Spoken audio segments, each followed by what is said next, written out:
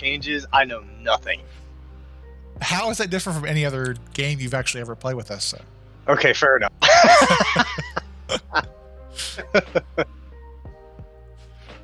You know, in hindsight, I'm like, huh, what it would have been like if I was trying, like, well, I mean, scratch that. I was trying, but if I actually had like normal ping. Very true. Very true. I tell you though, Korea server is like, it's a different beast, man. These people are so fucking mechanically sound, it's actually insane. I tell you though, Korea server is like...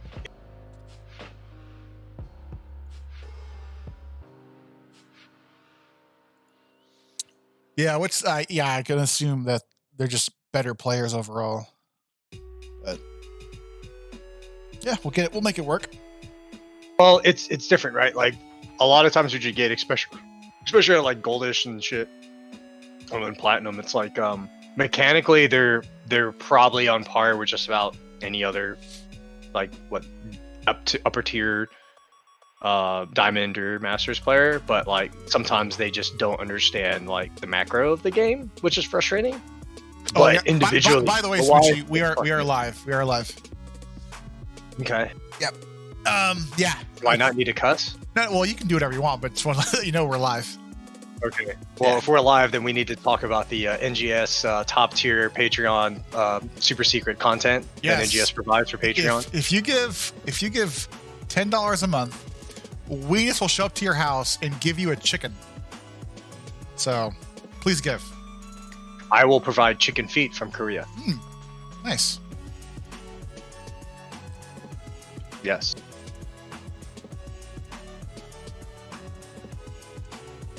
Okay.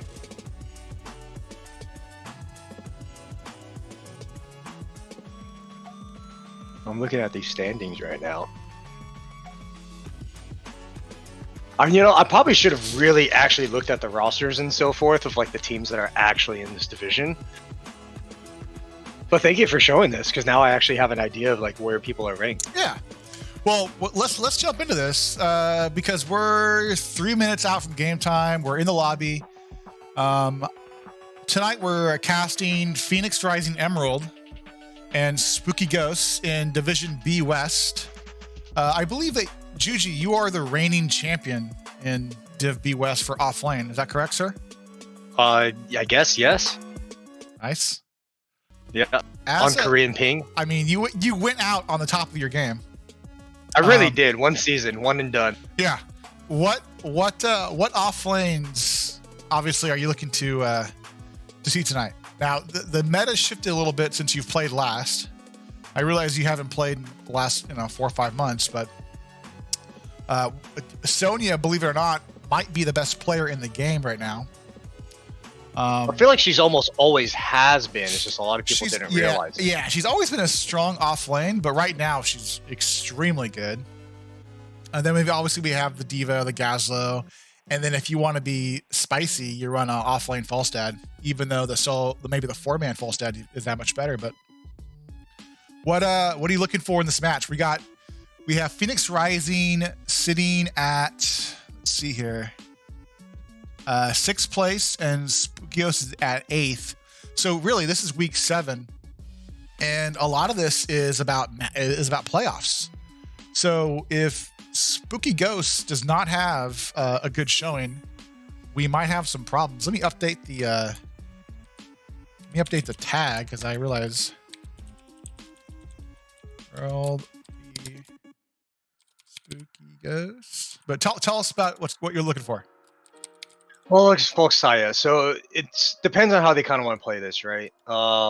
Depending on how they want to rotate and what their 4-man cell, what they kind of run, you can kind of run a lot of options. A lot of it would be dictated by like what healer they go, if they go sustain, if they go burst healing. But off lane here, you really need to be able to have somebody that's going to be able to like not lose that lane completely. It's more like you don't need a punish in this one since it's such a short rotation. So really just somebody that has really good sustain, good wave clear is always going to be a pretty good option. So I think all the ones that you selected were probably fine. Sonya is actually really good for this map, to be honest with you.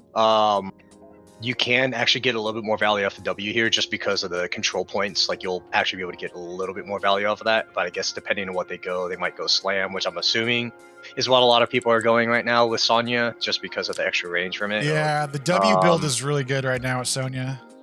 Yeah. So it just kind of depends on what they really want to kind of go for. I know how the off lane, formerly S3X Panda to Lude Panda 99. Formerly Twisted Sister.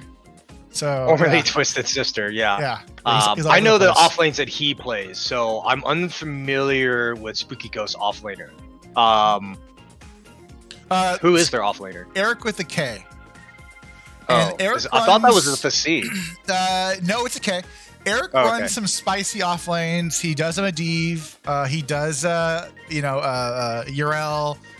He plays a little bit of everything, but a seasoned off laner.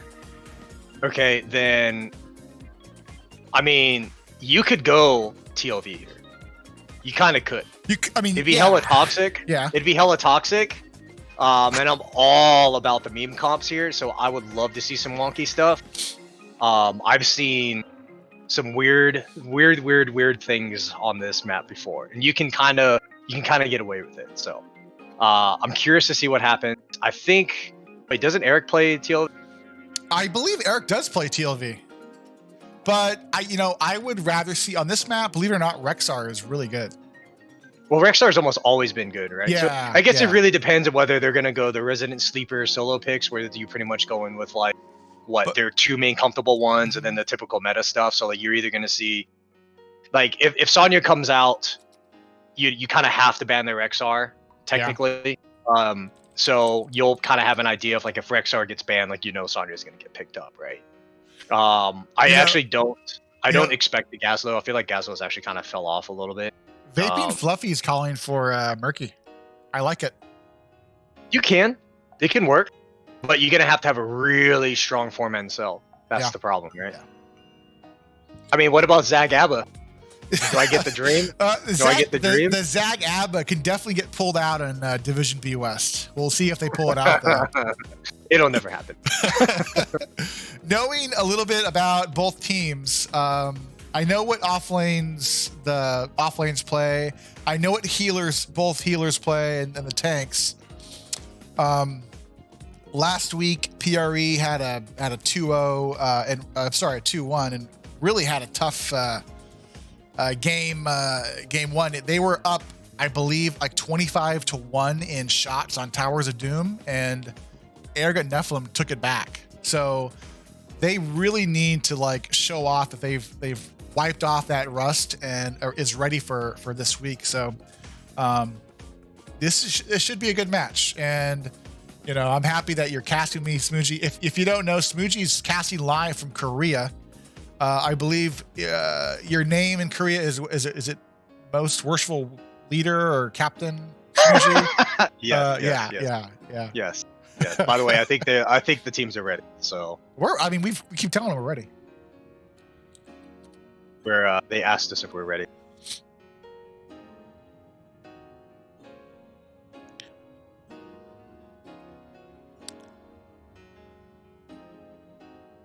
Yeah, there's been North Korea's been going monkus a little bit recently. So yeah, we'll see what happens in the next couple of weeks and stuff. So they've already been like testing missiles and shit. So we'll find out.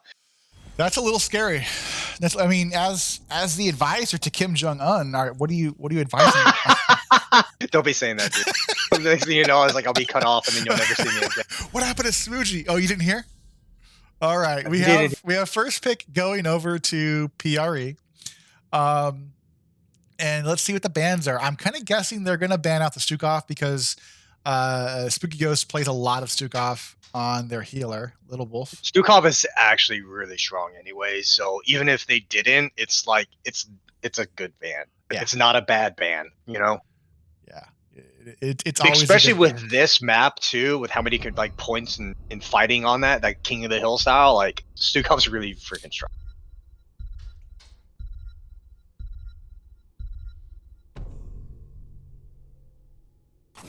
And there he is.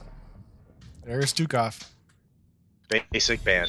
Yeah, they might be tuned into the cast to see who they should Well, ban. you are 2 minutes ahead, right? There's a delay. There is a delay, so we're good. Okay. Yeah. We are a low budget casting, so please forgive us. And Danny. yes, sir. Zul'jin. Yeah. Does somebody? Oh yeah, okay, yeah, because I know, yeah, there's 2 DPS on that, on PRE that play Zul'jin, if I remember correctly. Is he still like super strong, or is they kind of nerfed him down a little bit? I mean, there's other players I would rather ban over Zul'jin, but he's still a strong player. And there goes Sonya. Okay. Perhaps the best player in the game at the moment. Is it a leap Sonya too? Is what's happening? You could play it front to back Sonya with Wrath, or if you want to go for style points, you go leap. I'm all style. You're all about style. I really am.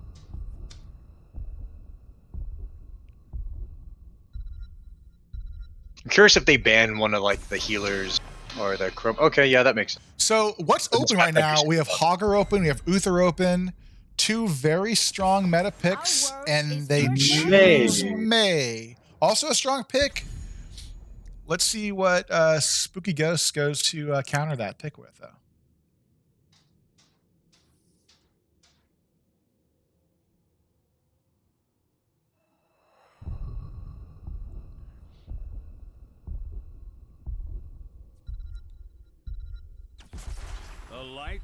Uther and Okay. Diva. That makes sense. All right, so you're gonna see the Diva just split soaking the entire time. Well, That's pretty much I mean, what's gonna happen. this could also be a main tank Uther. So It could be. that's not out of the realm of possibilities here. Over here on gosh, looking at May, the Stukov spanned out. We know Sex Panda. I would or Lou Panda assume plays they're definitely. gonna get some type of. Okay, now All this right. is interesting. All right, I hate when people grab KTZ super early Yeah, because there's so many options to just harass him. just counter him. Yeah, there's just so many options. I like the false stat because it doesn't really tell them anything, right? Like the false stat can either be in the off lane or it could be in the 4-man. So depending on what they're gonna do, right? And so I'm curious to see what Panda grabs for the off lane. So they opt for the Malfurion to get away from the root off of May's slows and roots, or her own slows and roots. Yeah, it's gonna be good, but there goes Medivh. Yeah, that makes sense. You don't want the Medivh screwing with the combos, 100%. I mean, you're probably gonna see Joe taken here just to get another trait option here, right? Just to give him a little bit more instructable to help out with the KTZ thing. I think Joe gets locked in here. And they have to grab one of their DPS. Now, Mal'Ganis is strong. And here we go. We see a main tank Uther with support Lucio. And I'm not sure if you're aware, Smoogie, but the new meta build for Lucio is high 5. Yes, I'm aware it's the high 5. And talking to other healers that play Lucio, I made the comment that high 5 Lucio is like having the medallion back in the game every 20 seconds. Unless the other team has a Malfurion and then you high 5 into the rift and you go to sleep. Correct, which is an alpha healer would do. But obviously we have Malfurion banned out. And to counter that, we go Brightwing and Gazla. So what do you think the comp on the left is trying to do here? Besides get KTZ to just carry the game. I don't know. I would have liked a little bit of extra protection for the KTZ because that's going to be your main damage dealer. But the way they're doing right here, it's pretty much going to be. I mean, if anything, they'll probably rotate the 3 from the Brightwing, the KTZ, and the May. I would assume, and have Falstad and Gazlo just push each lane because, like, as a 4-man comp, or if like in team fights, like Red. Spooky Ghost has a better comp. Now let's look at Spooky Ghost here. They have 3 frontliners, and they've got Mephisto to go in and harass the back line. So I think in terms of draft, I believe the Spooky Ghost people have won this draft. But let's let it play out. Let's see how it works out. Maybe we get surprised. Maybe. I'm curious to see what Uther goes though at if Uther gets cleanse at 7 and goes shield, or if they still go Big Daddy Uther stun at 10 instead. I would probably go for the Divine Shield for the Malthael if he's going to go the AOE ult, or even Mephisto for his just I going know, in honestly, optional if I'm Malthael, I think I still go. I think last I still go rights. last right. Yeah. Because they get like look at the health pool on all those characters on blue, right? Falstad low health pool, KTZ low health, Gazlo's in. Like, I mean, if Mephisto does enough damage, Diva's gonna go there and disrupt. Malthael gets into the back line. You're just gonna throw a last rights on Kel'Thuzad every time, Yep. and Kel'Thuzad's just gonna die because you have no burst healing whatsoever from Brightwing. You have none. Smoochie, why don't you introduce the left hand side, the Phoenix Rising Emerald team? Okay, we have US maps on the KTZ, Lewd Panda on the Gazlo, Corrosive on the May, Delilah on the Brightwing, and Paco's Tacos on Falstad. And the Spooky Ghost, we've got Boundary X on Mephisto, Little Wolf on Lucio, Calidius on Malthael, Eric with a K, not a C, on Diva, and Gola on main tank Uther. Let's get into this. We have the customary, let's go in the middle and harass each other. Do some sprays. Interesting. Oh, sorry, I was just looking at the talents. I don't think I've seen Q Mephisto in a hot minute. Unless there's something that's changed. I could be wrong. Something has changed with Mephisto. You see a lot more Q builds. Normal rotations. Must have buffed it. Normal rotations coming down on both sides. Looks like PRE has better wave clear, obviously. And they're going to scoot out. Pacos is putting some pressure on Spooky Ghost.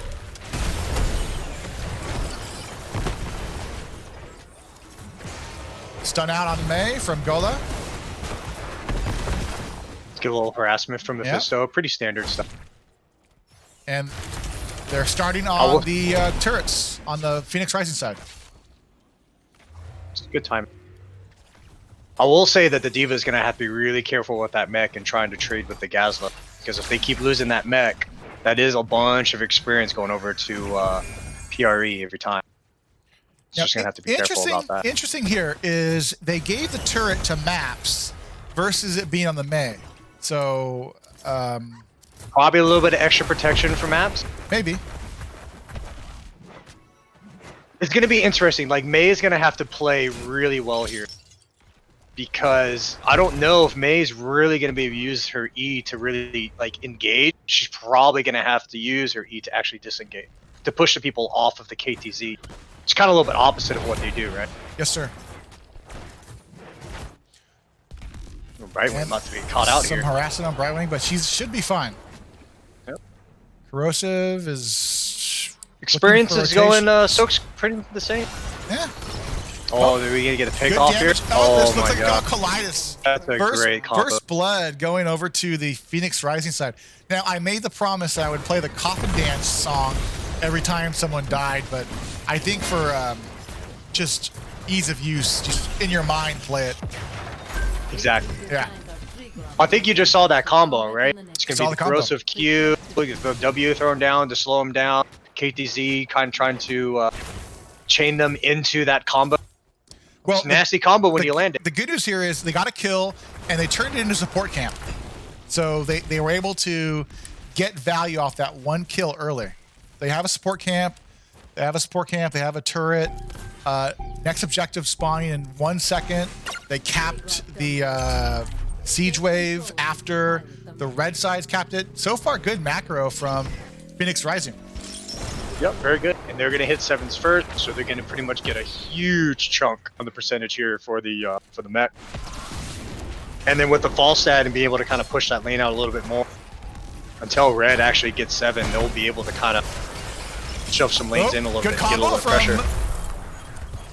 From Kel'Thuzad. And we have the objective going back into the contested side. Boundary X putting some good damage. So we're on even talent here. This is actually a good fight to take for Spooky Ghost. The Vex out. Oh, they're gonna get caught. Oh, that was a good. The disengaged chain for the mech. Oh, good combo from That's a nice Tokuzan. They drop the turret. Pakos is in trouble, but is able to scoot Nobody's out as dying. the bird. No one's going down. It's double support, man. They got Lucio and Uther to throw out just heals. And so Phoenix Rising needs to blow somebody up, otherwise they're not going to be able to sustain these fights. Meanwhile, Yeah, and that armor, and that armor from Uther is really going to do some saving as well. Yep. The other problem is with the blue side is their only sustained form of damage is going to be from the fall stat. So the fall stat's going to have to deal some damage out here for the KTZ to really capitalize on this combo. Got the Uther pretty much isolated. Oh, Uther combo? Dead. Is he dead? They get the Uther. But here's the armor though, so this is actually still a winnable fight. Yep. They have 2 turrets down on the blue side, 1 on the red side. Just zoning out. They can just back. This is smart, right? So they back out. They're 99%. Yep. They've got time. Uther will be up. They'll be okay. But once again, PRE is ahead, and so they're going to hit 10s first. They are going to hit 10s first. At this point. At this point, Caladius is heading top to catch that wave. Meanwhile, Gazo's bottom doing that soak wave. Much cleaner map tonight than we saw last week from PRE. Yeah. This Uther is really getting out there. Big fight happening middle. Oh, it's a great pump. Oof. Eric with the K is out of this map. You got Baby Diva out. You got the Malphite on the back line. US That's what I'm maps is talking low. about. Oh, this might go over to the Spooky Ghost side. We have a full health Ghost and pretty low PRE. Corrosive has to get out. And the first objective goes over to Spooky Ghosts. That double support sustain is just going to make it really tough to have these long, drawn-out fights. KTZ catches Lucio. That is a really clutch kill, right? Yeah. And so during that team fight, right, we were so focused on the combos, but little and behold, kind of what I was talking about before, that Malphite was literally on 3 people in the back line and was just chunking people down. That's going to be a problem because he's only going to get stronger. They have 10s there. KTZ is dead, right? Well, and then you're probably looking at 3 or 4 both teams people. have 10. We have Mouthful catching midwave. The mech is just going to get the front wall here. And let's see what kind of ults we got going here. Ice Wall, Mighty Gust, Blink Heal, Fissure, and Gravel Bomb on PRE side. And coming over from Spooky Ghost, Micro Missiles, Durance of Hate, Tormented Souls, Not Last Rites, High Five, and Divine Shield. So it looks like they're going to do Divine Shield, Tormented Souls on Boundary X. So hyper carry Mephisto. I think it could work because it's going to be a lot of chunk damage. It's going to be a lot of sustained damage on everybody, which is great for Mephisto. He's very bursty, so I think it can work. I mean, I'm more of a fan of Last Rites, but that's just my playstyle. Yep. But I'm not opposed to Tormented Souls. But we'll see how it plays out. If they can get really good value out of it, it's going to be pretty nasty. Falsight almost got caught out there by the Uther. Eric with the K is in a really dangerous spot. Yeah, he's got the mech still, though, and a full bomb. He's fine. Paco's Tacos is doing some damage to the mech wave, the Merc wave here. So right now it's pretty much just a race to 13, getting the camps, capping them, positioning for that support camp. This is the fun part of it, right? Just soaking waves, staring at the other team. Wait, it's off lane all over again.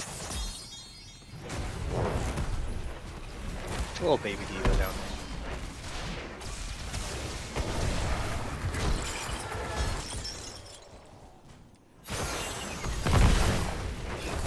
It looks like PRE is just gonna wait to do their top camp. Yep. Well, it makes sense to wait while the objective's going on. Icewell goes out and hits Lucio. Oh, and that is a great shield. Uther has to use a shield on himself. So that's not going to be available for Kaleidos. So during that, Diva was double soaking. Blue team lost a little bit of soak there, but they pulled out Uther ult. Is that worth it? Well, they used a Gasol ult and a May ult. Now it's a short. Yeah, but those are short cooldowns. Short cooldowns, yeah. So I think it's a win for the PRE side, but they did give up some soak. They're still ahead. I would have liked for them to actually get that kill, but pulling out the Uther ult would be really good. See, I don't like the support camp call right now. Oh, actually, no, Gazlo's still bottom, so they kind of have to back out. Mecha bomb, that's an early div bomb. And they're going to cap this support camp. But, no mech bomb. And that's oh, that's a great high five. The ice wall whiffed pretty big there. Yeah, Lucio high five actually saved the Diva there. That Diva was going to be dead. Lucio did high five. So, Suji, as the reigning B West champion off lane, what are you looking for as a Gazla? Really, it depends. You want to take your opportunity to push out lanes when you can, but at the same time, especially if you're going grab, you really want to be able to get like at least one person or at least separate the entire team, right? Grab bomb placement, at least when I throw it out, I like to throw it behind somebody that's isolated, so their team either has to walk up into it, or the other person gets caught in it, or their entire team gets caught in it, and it works out even better. But with Gazlo, even with the grab bomb, you can just shove lanes like it's nobody's business. Now, so the Spooky Ghost side, though, have the objective at the 50%. They're going to, PRE's going to grab both turrets. They're going to have turret advantage, but I believe Spooky Ghost does have a turret and a heal ward. Unless I was wrong. Nope, they got a heal ward on Uther. This looks like a tough fight for Phoenix Rising because the objective's already at 90%. I'm climbing. Yeah, and that normal advantage. Look at this! Wow, what is that? Dirge of Hate hits on Delilah, and Torment Souls comes out. Delilah's low. D-Shield goes out on Mouthhill. That's a good grab on, but no follow-up on it afterward. Pretty much just a bunch of ults throw down, nothing dies. Yeah, I feel like the ults were weird on both sides. We saw D-Shield on the Mouthfield, but no Tormented Souls. We saw a grab bomb come out, but nothing to follow up on it. It's like a peeling grab bomb, if anything else. Yeah. Yeah, it looks like there's just a little bit of miscommunication on both sides there for what they wanted to do. But I guess fortunate for both teams that neither one lost them, because I think both teams had an opportunity to take down one or two people. Like, that Brightwing should have been dead. Ice Wall Mouth, let's see if they can follow up on the route here. They catch. That is a really great one. Good job. Yeah, that's a great combo there. And let's see if they can take advantage here. Oh, look at Diva. Baby Matt comes out. The two healers low. They get Little Wolf. Little Wolf. Little Wolf. Ooh. No follow-up. Wait. Oh, he missed. That was a really nice combo. That was a moral I have to victory, credit KTZ. Yeah. I have to credit KTZ on that. That was really good, because ultimately, Speak of Ghost got no value from that mech. Like, not really. Not as much as they could have. You got the Malthael, you got the Gazlo pushing up top. Looking for a gust on Lucio. Do they get it, though? Doesn't look like Might have been a wasted gust and a Z on Volstad. The good thing is they did get some value out of it. It's a great dodge by the Taco's getting low there, Mephisto dealing out damage. Hey, Spoonji, question. What's up? What is your favorite taco? Because I love carne asada tacos. Ooh, carne asada, pork carnitas are always really good too. Yeah. Those are my top two. Do they have tacos in Korea? So there actually is a place out here. It's called Vatos Tacos. It's actually a Vatos? Korean, yeah. Vatos Tacos? I love it. Vatos Tacos, yeah. It's a Korean dude. He was in LA. He loved all of like the Mexican cuisine and tacos and food trucks that's over there. Yep. And so he learned how to cook it, and lo and behold, Vatos Tacos. I mean, I think it's actually really freaking good. I feel like tacos is not like the hardest thing to make, right? I mean, it's not, but it's the easiest thing to screw up. I guess you're right. Now let's talk about these level 16s coming out from Phoenix Rising.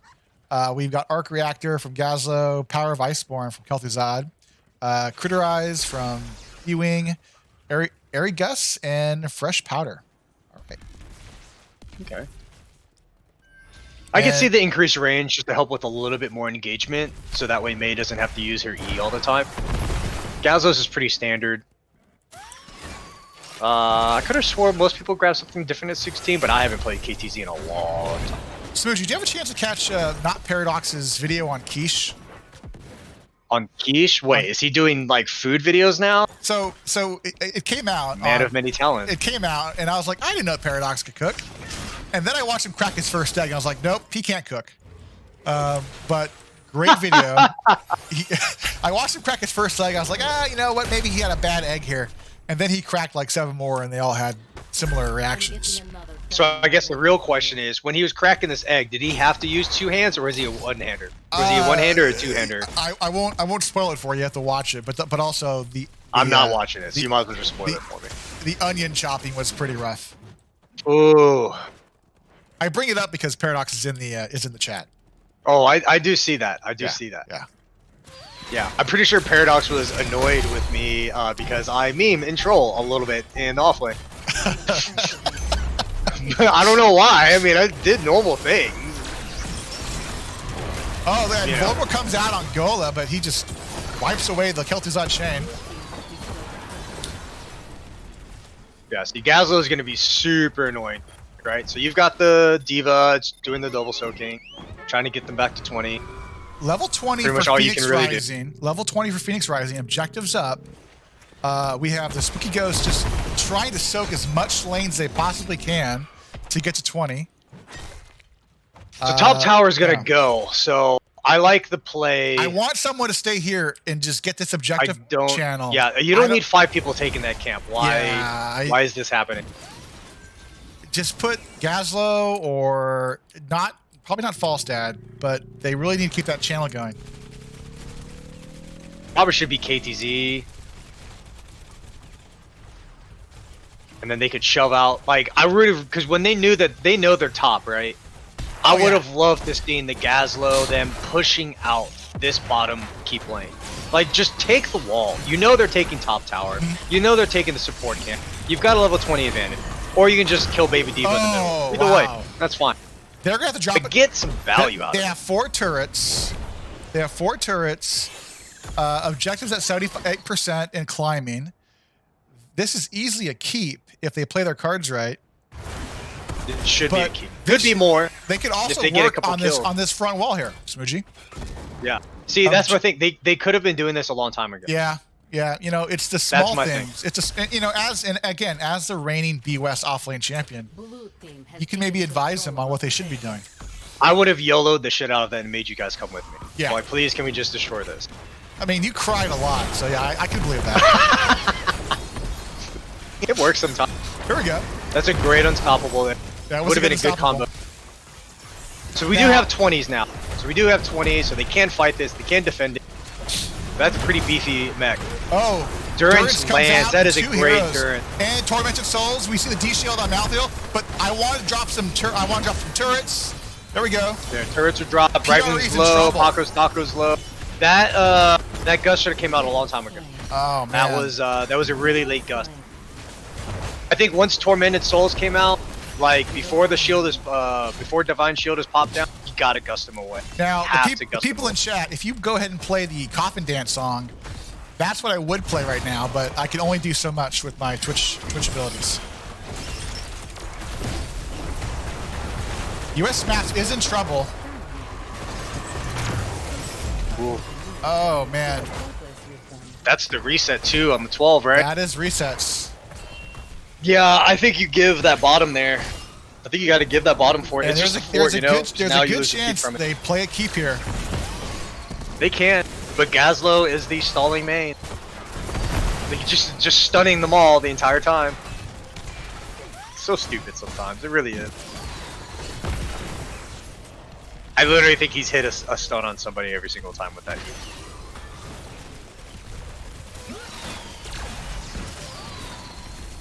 Well, that's 3 stuns. This is why Gazlo's stupid sometimes, right there, right? Yeah. Like, just how many times did he stun somebody with his E? They were able to defend the keep with Gazlo shenanigans. Yeah. They got the wall down. Yeah. They'll get mid fort. So they do get a little bit of value out of there. Gust came out. That was a tactical gust. That was to say hello. And they're going to lose this top fort. Yeah, Most 100%. likely, yeah. So this is actually really good. I like what Spooky Ghost is doing here. They know Gust is down. I'm not sure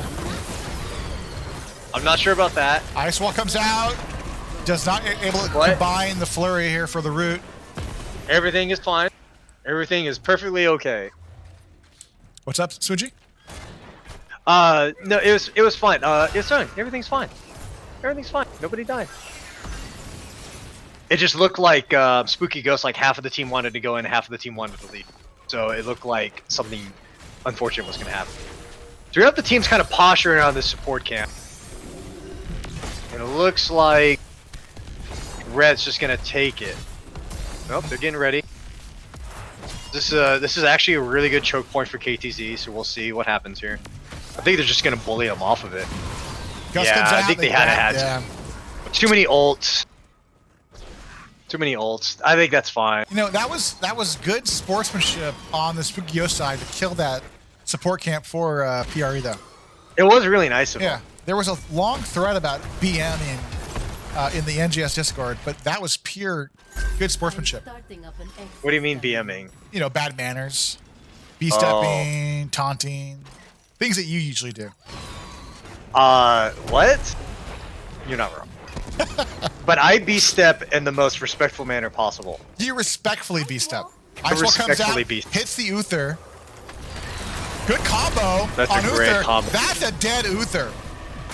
And shield was not up either. No. What 20 did Uther take? I want to see PRE go bottom and try Yeah, to they get really this should. here. But Looks like they're just going to go the objective. opting for a safer play. Uther's down for 48 more seconds. That's at least, what, 90% channel points for the blue side? Something like that. Yeah. But they see 3 members top from blue, and we see Spooky Ghost coming in on the objective point. I hope they grab this turret over here on the blue side, even push in this bottom lane a little bit, but we see all members that are up alive for Spooky Ghost's top lane. This is most likely going to be the final objective point for either team, with a 22-minute objective walking through either lane. Bottom lane And it's looking like Red, Circuit Spooky Ghosts are actually going to have to engage a little bit earlier than they'd like to, just because of the point of this mech. Yeah, and there you go, the Eric K. Should be dropping that. Durance hits on 2 players. Wait a Wow, minute. that's really good. Pacos Tacos. Oh, wow. Now, question for you, Smoochie. Have you ever had Griffin tacos? Because I believe I have not. Spooky Ghost wants Griffin tacos tonight. Wow. I guess so. This game is flipped on its head. Yeah, that was actually a really good engagement from Spooky Ghost. The one thing I do like when Spooky Ghosts go in is it's very decisive when the team goes in. Like, once it's been called, it's very clear that everybody just goes. Well, they have so much utility, That's right? the thing. They've got High Five, they've got D Shield from Uther, they have Boundary X with Torment of Souls and just jump into the back lane. They are when they go in, they go in. And it shows with the 2 kills on that last fight. Yep. Yeah, because they're pretty much just running straight in. Diva's going into the back line. Maltheo's going into the back line. Now, what do you do if you're on the PRE side? Do you give this objective? Do you fight it? I think you're going to have to kind of defend it. Like, you don't really have... Doesn't matter now. You got to defend this objective. Oh, wow. good grab bomb That could have there. been either really good or really bad. Durance on It Max turned out is being low. all right. And the invulnerable goes out from the Uther. Meanwhile, top lane. Yeah, so they're actually getting a little bit of good value at their top lane. I mean, if I'm Spooky Ghost, I'm still pushing with this. Like, it's 24 minutes. Oh, you're pushing hard. You get keep. You get bottom keep. I believe there's a song called "Push It Real Good," and they're gonna push it real good. I don't think that's the full name of it. I'm pretty sure it's just Push It. Are you sure? Yeah, I'm pretty sure. You could be right. I mean, I'm probably right. As in, I'm right. You could be right. So this mech is actually super, super low right It's down to 30%, 28%. Let's see what if PRE can defend this. This is, yeah, so it's 90%, 80%, 70%. They have all the ults. Hits on Lucio. Gotta get rid of the mech. Gotta get rid of the mech. That's probably game. This As long as they all hit the Durance core, comes this out. is game. Tormented Souls. This should be game. Gola. And GG. First game over to Spooky Ghosts. First game It's just over that to one Spooky team fight. Ghosts. Is that first team? Is that last team Oh fight? man, we're gonna jump into this whole match summary channel. Talk to me about these numbers and what I mean. You know, down on kills, up in cores. You know, that's that's what it comes down to, right? Yeah, it's pretty much. The engagements seemed a little off towards the late game for PRE. I would have liked the Gus a little bit earlier when, like, once you saw Diva like queue in, like that was the signal that they were gonna go in, right? Like once Diva queues in, just Gus everybody away. Right, because they're trying to pop all their ults and go. Just Gus them away, disengage, reset, and then go back in. Yeah, but the Falstad Gus weren't there to set up fights or even disengage fights. It was very reactionary and yeah, it's just one of those things of just knowing like when you need to gust and so forth. So I would have liked the Gus to come out a little bit earlier, just to kind of help out with the KTZ so they could reset and everything like that. Because once the Diva went in, like, you know, the entire team's following up. So like you could just literally like let the Diva come in and just gust everybody else away, right? And then you got Diva completely isolated. You blow her up. There you go. Then you've got a 5v4. Yep. And look at this. They've got on the Spooky Ghost side, they've got 1, 2, 3 frontline players for their Hypercarry Mephisto, and poor Kelthy Zod. All he had was Gazlo and May. So, you know, Maps did a great job with what he had to defend him.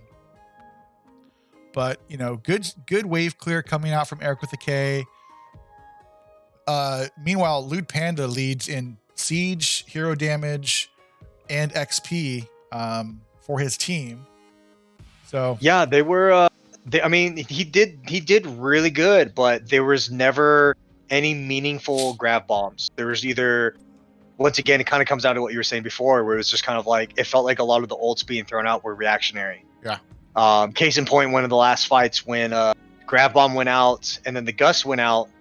And I mean, I don't know about you, I was like, oh no, their Gus is going to blow everybody out of the Grab Bomb. But it ended up blowing everybody in, so it worked out okay. Yep.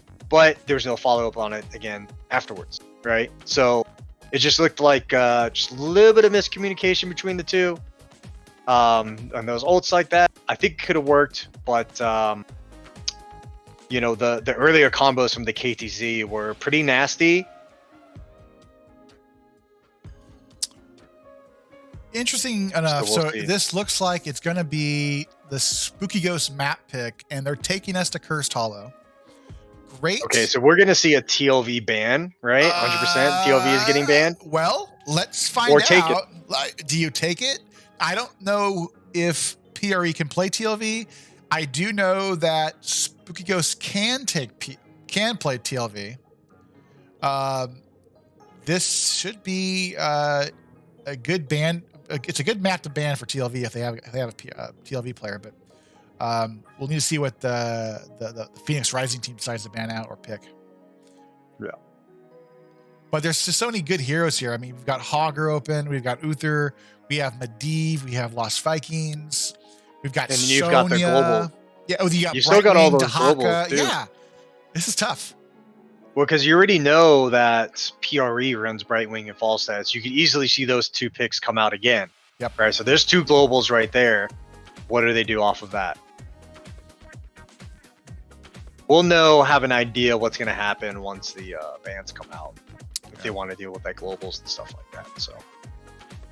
Oh, we're getting word from Vaping Fluffy that Panda plays Lost Vikings. Did not know I've that. seen his Vikings. It's complete shit. Oh well. He does play. I'm sorry, we're live, aren't we? My bad. We're live. We're live here, Smoochie. We're live. It's fine. It's fine. I'm not worried about it. The last time I saw him do anything with Vikings was when I ran his ass down with Eric in that on one of these games. Oh jeez. You remember that was the Artanis game. Yeah. I'm not gonna lie, I thoroughly enjoyed doing that to him. I thoroughly enjoyed doing that. Looks like we are going to take a little bit of a break. Wait, no, we're ready. I guess we are. So we just go wait for the other team. Eric with the C. Eric with the C is K. Okay. Yeah. Is it with the C or a K? CK.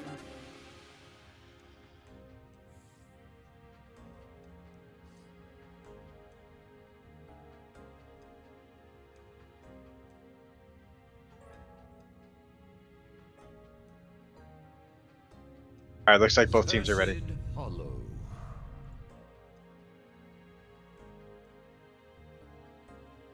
Jay. This is oh, that made me smile. All right. Hey, a question for you, Smoochie.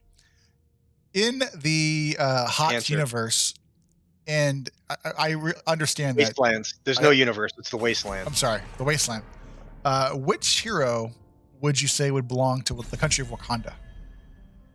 Would you say Lucio, Kira? Ooh, I'd probably, as much as I'd be tempted to say Lucio, 100% gonna have to say Kira. Oh, yeah, because I Lucio agree. is, I'm pretty sure, straight up Brazilian. Is right? he from Brazil? Yeah, he's Brazil. Yeah, I'm pretty sure he's from Brazil. I don't Whereas know. Kira is in the Nexus and kind of gives that Wakanda vibe. Just a tad bit. Yeah, Wakanda As forever. in 100%. Yeah. Man, what's gonna happen? Like Black Panther 2. Stukov and Chromie. I'm not too psyched for Black Panther 2. I'm psyched because I'm curious what direction they go. I was able to watch. Ooh, they banned out the Mephisto. I was able to catch the new King Kong and Godzilla movie. It was pretty good. Yeah, was a bunch of monsters beating the shit out of each other. That was it, and that's perfectly fine with me. I saw a review where they were like, if you're looking for anything humans and stuff, don't watch this movie. And I'm just like, wait, you watch this movie for the plot? Yeah, it's not the plot. Godzilla versus Kong, dude. Like, what? What are these movie reviewers? And there's the false stat ban. Yep. So we had two of the original bands with the Chromie and Stukov. Mephisto. It sounds like PRE just did not like the Mephisto. All right, they did land some really good Durance of Hates. So we've got Hogger open, Sonya open, Uther's open. A lot of strong meta picks are available, and they're still taking the May. Take the May. They take I'm sorry. I would have loved to have seen a safer pick, or like a good pick that you can you're gonna win. Like you're gonna win that lane. You know what I mean? Yeah. Especially for this type of map. Like even if you take the Sonya and they take, I guess maybe if they didn't want to take the Sonya because there's a Rexar or vice versa. I guess I get it, but. And again, Uther Hanzo, they've shown that they will run Uther tank. So I could see them grabbing Diablo here, if they just run solo Uther, but they could still run. They could run double support and Diablo. That'd be kind of nasty, to be honest with you, because you can go AA Diablo. Tychus comes out. We see the Tychus. Taco. And Delilah. Okay, so Lucio yeah, that comes makes out. sense. So they're saving the worried. last two picks to decide what they want to do in the off lane because they just don't know what the other team's going. So, well, we need something to clear camps fast. Unfortunately, the auto attack hero is on Tychus, not Raynor. So I think you can see PRE probably trying to grab like a Sonya, most likely just try to do these camps and stuff. Maybe a Rexar might come out. Here comes the bands here, Smidgy. Diva's banned out, and If I'm Uh, the other team, I'm banning out Sonya.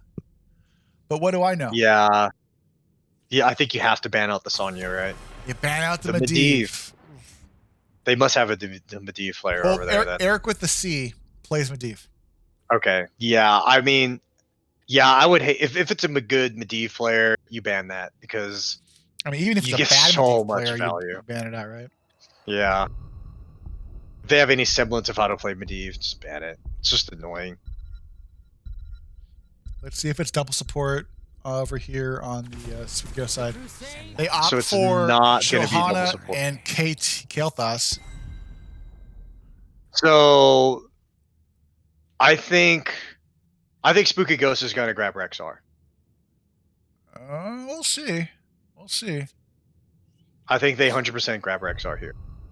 They're going to grab the Rexar into the Sonya on this side, unless unless Panda decides to go Gazlo again. I'm kind of guessing he goes. I wouldn't Gazlo. be against like a Dahaka either, to be honest with you. But there's the Viking. Oh, spicy pick from Phoenix Rising going now. I like it. Okay, what do you do here? Do you have all 4 players bottom lane and then have Vikings top mid, or do you do 1-1-1 and then just normal lanes? Well, they don't have the capability to really pick people to do a 1-1-1 to kind of rotate from lane to lane to lane. So you're probably going to see like a top bottom, maybe, or like a top mid, and then them just rotating between mid bottom or vice versa. And to so we'll kind of see how that combat the Lost Vikings, we see Eric with the C pop off on Zeratul. You know, I like that pick. Yep. That's going to be a nightmare for the Li Ming. It's going to be an absolute nightmare. Now, what's your opinion on Lost Vikings post 20?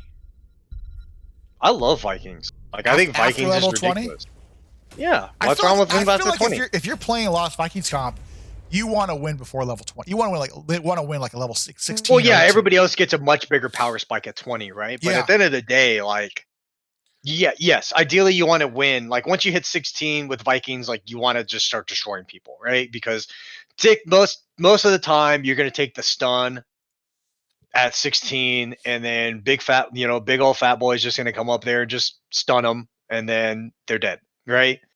So it's going to be funny because Zeratul is going to pop in once they hit 16, and Vikings is probably just going to kill him, and he's just going to die probably, to be honest with you. It'll be interesting to see. I will go ahead and introduce the blue side here for us this time. Delilah is on Lucia. US Maps is on Li Ming. Paco's Taco on Tychus. Lewd Panda playing Lost Vikings. And Corrosive on May again. And Spoogie, you want to introduce Spooky Ghost side? Well, I just said that. Gola on Johanna, Caligis on KT. Was it Bondrix on the Hanzo? Yep. Little Wolf on Uther, and Eric with a K on Zeratul. There we go. And it looks like they're going to put 2 Vikings top and 1 bottom. Okay, so that's about kind of what we were talking about, a 2-1 type thing, and they'll just rotate mid to whatever.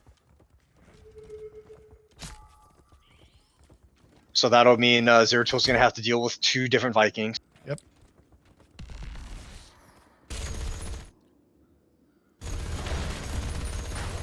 You get a pretty fast clear here mid.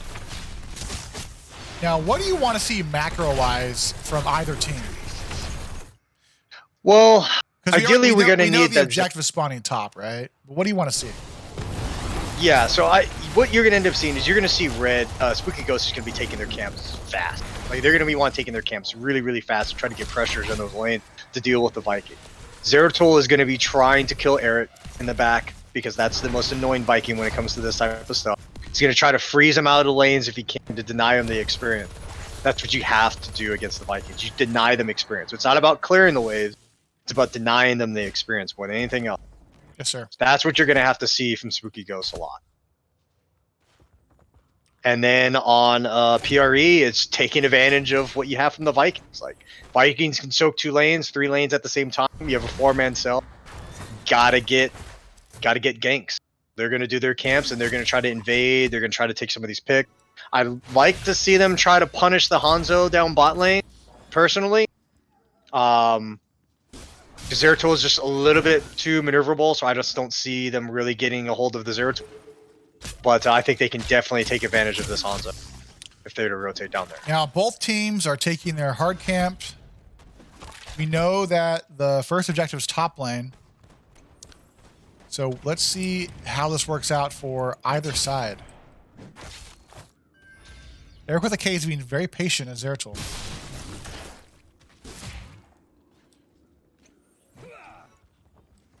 Looks like something's happening here. Bottom lane on Boundary X. Yeah, so they're trying to get that gank down there. They're trying to get a little bit of pressure. Really close there. But that's what you want to see. Like, that's 100% what you want to see. Try to get that gank on the Huns. Get them to use their fountain early. I will say I would like to see the Zeratul slow play this top lane more. It's just too much clearing. Like, there's no need to clear. Yeah, let the waves crash into your wall, right? Pretty much. Like, especially the Vikings. Like, you don't want the Vikings to get soaked. You clearing the wave helps out the Vikings player. It makes it easier for them to soak. You're literally playing into a Vikings player's hand right now. That's literally what's happening. Because they can safely soak this up now. Yep, they're behind their wall. They're getting XP. Yep. Yep. You just don't let them. They try to step up, they get the experience. Now, first objective's up. We have rotations coming up from Spooky Ghost. Early Ice Wall coming out. Zeratul's low. Oh, here we go. Zeratul is dead. 100% dead. And Zeratul goes down for first blood. Super low, though, on the blue side right now. They're going into tap. Well, we've got taps. May's We're fine. May posture there. is... I want to see this May kind of get in this bush here and zone him out. And we you know... First tap's going to go to blue. I mean, oh! No, they still got it. They got it. I thought he missed. They got it. The fact and that, meanwhile, the fact you've got that Vikings. they got that objective. Meanwhile, Lost Vikings was getting soaked bottom and mid. So yep. Double good. Only a slight advantage. Freeze goes out on Gola. All right. Looks like the 4-man's now top with the Vikings mid and bottom. And again, we've got the bottom wave crashing into the wall here, but the Giants are getting good damage on the turrets and the wall. Yeah, this is really good. Zeratul is just defending these siege, and that's fine. That's exactly what you want to do because the Vikings can't come out. So you just sit there. The blue side come down to respond to the Giants. Yeah, they have to. Baby. Yep. What did the Zeratul go? Went cleave. Okay.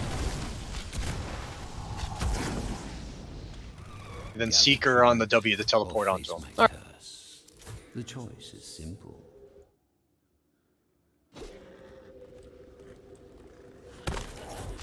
So what I'd really like to see happen here, actually, is for blue team to stall this objective, and then Vikings just soak like crazy. Like, I would really love to see that, but I feel like this camp is just...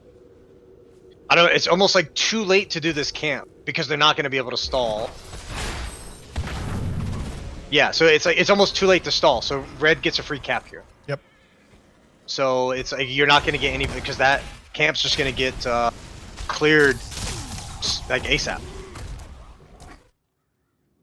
Now, XP side, the Vikings do have twice as much XP as Zeratul, but in terms of his overall XP, it's about 1,000 point difference. So the Spookos are keeping up, even with Lost Vikings being on the game. Yeah, they're keeping up.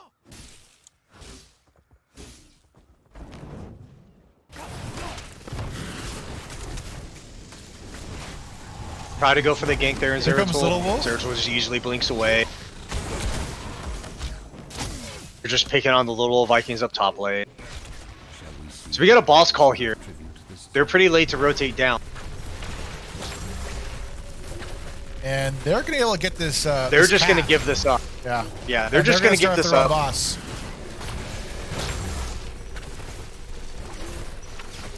But Spooky Ghost hits 10 first.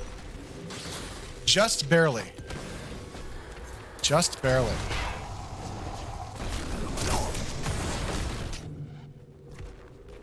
This looks like an objective going over to the PRE side. But they're going to have to respond to this boss pushing top because I don't believe the Vikings can handle this boss. And here comes rotation on the top Vikings. And those are two dead Vikings. Yeah, like ideally there, like if you're gonna push with the boss, you want the Vikings to pretty much be soaking or pushing out mid, so they have to respond to it there, and have maybe one or two of the Vikings to deal with it. I mean that's at least what I would be doing if I was the Vikings player. You're just trying to gain advantages for your team, for your four-man cell to take advantage. Where they have to respond to you, they're going to trade out disadvantage. top and bottom forts, and we see Perth's coming back from both teams to defend the Giants. They do not want to give up too much structure damage on that front wall. So we have one of these Vikings here in the middle that's just not we're missing. There's such a big wave here in this middle that the Vikings could have taken safely. So we're just missing a lot of soak on both sides right now. That's a lot of soak. We're getting the delay. Do they spread? Bomb is not spread. Odin comes out from Paco's. Ice wall misses. Wall's down, doesn't hit anybody. So they're gonna have to back up here. They've blown some ults and things happen. Arrow comes out. Hanzo, Dragon Arrow. Johanna, Blessed Shield, but no follow up. The red team's actually really low here. I think they can actually take advantage and kind of push Johanna's this a little. low. He's in trouble. That is a great turnaround. Dead Crusader. See, that was a great disengage and then re-engage. It's like you're in a bad position, just back up a little bit, then re-engage. Like it's okay to back up a bit and then go back in. So we got the curse on the other side. Vikings is pushing out top lane. One of the Vikings is going to head bottom. Zeratul is going to have to head there, and you've got PRE just shoving out top fort. Now I want to see one of these Vikings somewhere where they can get some XP. It looks like Panda's going to move their Vikings mid lane while they clear out this top fort. Yep, that's good. Because what you can do here is you can have the rest of your team shove out top keep possibly, watch for the rotations with the Viking, put one of the other Vikings bot lane, because you see the Johanna's there, right? So if I'm blue team, I'm forcing an engage or maybe shoving out top. Now all the I don't know if you want to fight. I'm not sure about this rotation. I don't like this rotation. Like, why force an engagement into minions like that when you could have just shoved in top keep and made them respond to you? But I guess they can keep getting away with it because Joe's just still bot lane. So it works out okay. The curse is over. And I feel like that was a good curse. They defended that okay because they only lost that top fort and did the front wall. Yeah, they really did. Yeah. Yeah, that worked out. That could have been a lot worse. It really could have. I'm actually surprised that mid fort didn't fall, even with all four, with the entire blue team there. I'm actually surprised that mid fort. Well, we saw PRE rotate to the back of the fort, and you know I feel like if they were on this front side of this wall, they would have gotten more value off of it. But who knows? Yeah. And here comes the hard camp pushing mid, while the siege camp is pushing top. So they're getting some good macro here. Yeah, and you'll see the Vikings split off already. Hanzo with Odin popping out. Frozen Hanzo. Lee Mingol comes out. Disengage No orb? though. No orb. I was expecting the orb to pop out right then. You know. Yep. Was that? Were you expecting the same thing? I was some missiles, an orb. Yeah. Yeah. I'm not sure if it was up there. I mean, at the rate this is going, he better go Archon at 20 or I'm going to be upset. And looks like the ghosts are rotating top to catch that siege camp. Zeratul's bottom. Just rotations. The boss is up in 15 seconds. Maybe looks like they're posturing here for that boss. Yeah, I mean, at this point, Spooky Ghost, you're trying to just try to get to 16, delay the fights as long as possible, deny the experience. I would like to see them freeze the lanes a little bit more in the top instead of just trying to clear waves as much as you can. Like, you're still pretty close. Just let the waves crash into you. They'll actually be able to soak a little bit faster than that, but they're still pretty close, so I guess there is a boss call bottom for PRE and a boss call top from Spooky Ghosts. Yeah, so I feel like Blue Team actually has an opportunity to engage on top boss if they had kind of scouted it out, but looks like they're just going to cap this and just apply a little bit of pressure here. Yeah. Eater I mean, of the mid Pies, fort is I'm super casting, low. not playing. I think you just take mid. I think you just take mid fort here, like right now. Yeah, that's what they're doing. Destroyed a fort. Yeah, so they'll go Okay. back and defend because both of them are pushing keeps. He's trying to steal those siege over there, but scouted out, so he can't. Big sad.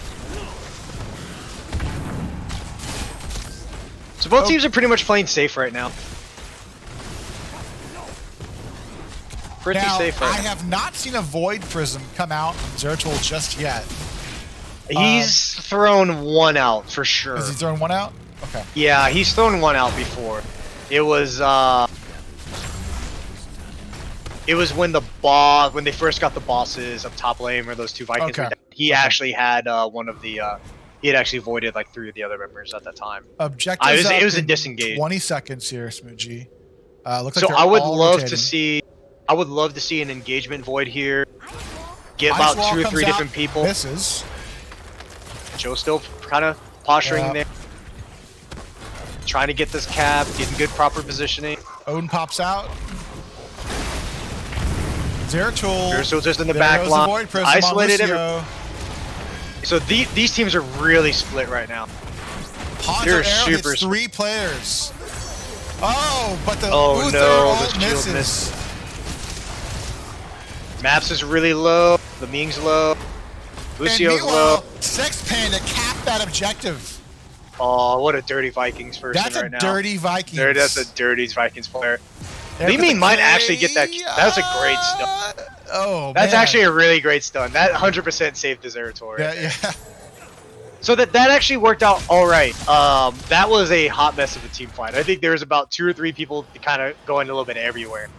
That was what I would call organized chaos. From Yeah, it was very. I mean, I got a little sweaty to be honest with you. Well, meanwhile, Panda capped this objective bottom and got the Bruiser camp away from the Spooky Ghost side. So Vikings just doing Vikings thing. Vikings And value. once again, full level ahead right now. Hero slain.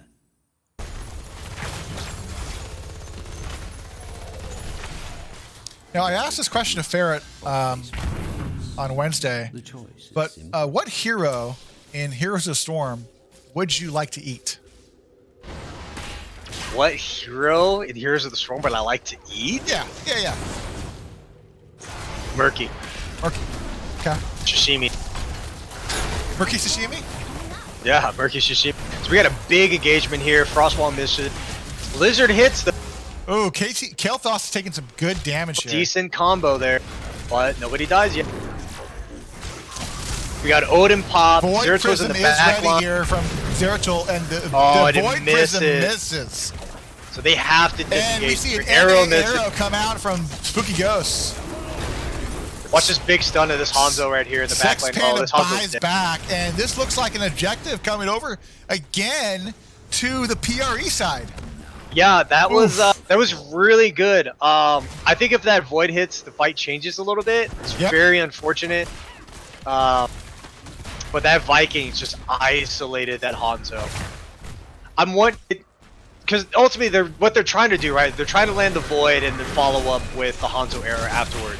Yeah. Well, they have but the Void maybe- Prism, they've got the Blessed Shield, they got the Uther Stun, but they're trying to get the Void Prism and set him up, but unfortunately, it hasn't happened yet. I mean, at this point, it's kind of one of those things where maybe you just Blessed Shield and you Hanzo arrow and then you just void 1 or 2 people. And like, Lost, that's Lost fine. Vikings 3v1 the Zeratul. Oof, big stun. And stun goes out on Hanzo. Damage goes out on the Boundary X on Uther. Or I'm sorry, Hanzo. Blue team That's 2 keeps down. destroyed. And they are able to get 2 keeps. Do we get 3? I think they get 3. Could very well end. Maybe? Has destroyed. Maybe Well, not. They have They're 20s. just gonna They disengage. have 20s. They're They have- disengaging and just gonna play it safe. Okay. And so the They're just gonna play it safe. Boss is up in 10 seconds on the blue side and 23 seconds on the red side. Yes. Yeah, so they're gonna do their boss. They're gonna scout out top. They're gonna do top boss. Vikings are gonna do the Vikings things per usual. I like that engagement from PRE there. I really did like that engagement. Yeah. But these Vikings might all die if they're not careful. Well, they can buy back. They've got played again. Yeah, so I There, it looks like they're rotating I top feel to like get they should have. the red boss. Yeah, I think they can now because Yep. Red didn't even go to it in the first place. So it's like Well, let's see what you're red on does. Spooky It Ghost. You looks like kind of Spooky Ghost is going to defend this. yeah. Well, they're 20s now, so they can't. So they just need either they need a shield, then throw arrow, and We this have spot all because the their sword R's just needs to available. We avoid have somebody all else. the R's available. Do we see an avalanche? Shield is out, arrows Two out. players. That is a great combo That's a right dead there. Lucio, and May is in trouble. Ice Wall goes out and just zones out the Johanna. Meanwhile, really the boss is Vikings, here though. doing great damage. Boss Vikings is on the no. core. The Yeah, core this is is, at that's 60% game. and That's dropping. game. There's nothing they can do about it. That's game. Dead That's Bella, unfortunate. Void Oh! Prism on the core, but I still feel like the boss finishes this core. The boss, yeah, the boss finishes it. It 100% does. GG, Unfortunate. GG. Now, GG. great game coming back from Phoenix Rising. I love that team fight, but that boss of the Vikings, she was just too much macro pressure, just going down each lane. It's very, very unfortunate with how that kind of played because that was the fight they wanted, right? They finally hit 20. They could re-engage. They hit good combos, but then you had the boss just going down there. So unfortunate. Made the call, didn't work out the way you wanted it. Now, but look at these kills, Smoogie. 4-2. And I feel it's a like Vikings game. there was a lot of like fights, but not a lot of deaths. Yeah, no, there really wasn't a lot of deaths. I mean, there's so many fights where they were just like also low and then everybody disengaged. Like I'm pretty sure blue teams most of their kills happened on the second to last team fight they had for one of the objectives. That's Yeah. like the one they actually had like 2 or 3 kills on. Yeah. Now the map score is 1-1. We're going to game 3. Most likely, Spooky Ghost will take first pick. Let's go ahead and see where the Phoenix Rising team takes us for the last game of the series. Is there a map that you prefer more than other maps besides Haunted Mines, Smoogie? Is there any other map besides Haunted Mines? The one with the pirate ship. Oh gosh. Well, what maps are up right now? Let's see here. I personally would love a Towers of Doom game. That's one where if you screw up on, you can still easily come back. I feel like every last match should be played on Towers of Doom because it just gives everybody ample opportunity. Yeah, Towers of Doom is up. The bands, I would like to see that. The bands, personally, the bands that came out for the flip, and I apologize. I have an ultra widescreen monitor, and the NGS scenes just don't work for my screen. So I had to like put together my own like asset stuff here, but pretty good. Yeah. If you want to see some really awesome scenes, check out NGS top tier premium Patreon content. Tell me You about get all the Patreon scenes from you NGS. want. I just told you, but you interrupted me as I was sensually whispering it into the microphone. Nice. Now, how much for like the bottom tier Patreon? Honestly, I have no idea. No.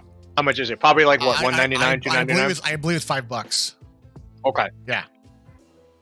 Not that much. No, not that. It's like a cup of coffee. Not even. You know what? A cup of coffee at Starbucks. That's a cup of coffee in $5. California. Okay, that's a cup of coffee in California. That's like 5 cups of coffee in like Texas. Oh well, no, really. Oh, I guess BFE Texas, but now, how much is a cup of coffee in Korea? Like $2-3. All right. Now, are you able to travel and do regular Korea stuff, or are you still like in isolation?